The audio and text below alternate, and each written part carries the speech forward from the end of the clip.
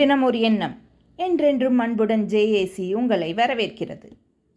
இன்னைக்கு நம்ம இதில் பார்க்க இருக்கிறது என்ன அப்படின்னா, நேரத்தோட முக்கியத்துவமும் உழைப்பினுடைய மகிமையும் தான்.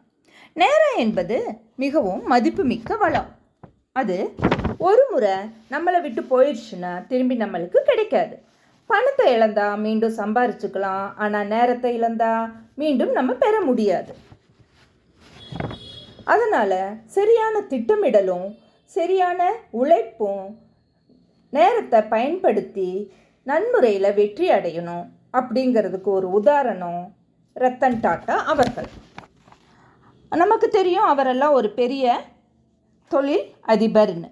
அவர்கிட்ட ஒரு முகவர் கேட்டாங்க, எப்படி உங்களுக்கு பிஸி ஷெட்யூல்லையும் எல்லா நிகழ்ச்சிகளுக்கும் கரெக்டான நேரத்துக்கு நீங்கள் ரீச் ஆகிடுறீங்க அப்படின்னு. அதுக்கு அவர் சொன்ன பதில், நேரம் நம்மளுக்காக காத்திருக்காது, நாம் தான் அதை சரியாக பயன்படுத்தணும். நம்ம சரியான திட்டமிடல் மூலையும் ப்ரையாரிட்டிசேஷன் ஆஃப் ஒர்க் மூலமாகவும் நம்ம அதை சரியாக பயன்படுத்தினா வாழ்க்கையில் பல உயர்வுகளை அடையலான்னு சொன்னார். மீண்டும் ஒரு உதாரணம், வைமு கோதை நாயகி. அவங்க பிறந்தது 1901 5 வயதிலேயே அவங்களுக்கு திருமணம் ஆயிடுச்சு. எழுத படிக்க தெரியாத காலம். ஆனால் அவங்களோட எண்ணம், மன ஓட்டம், கற்பனை திறன் எல்லாமே அதிகம். அதனால் அவங்க தன் தோழியினுடைய உதவியோட தன் கற்பனைகளையும் எழுத்து வடிவம் கொடுத்தாங்க.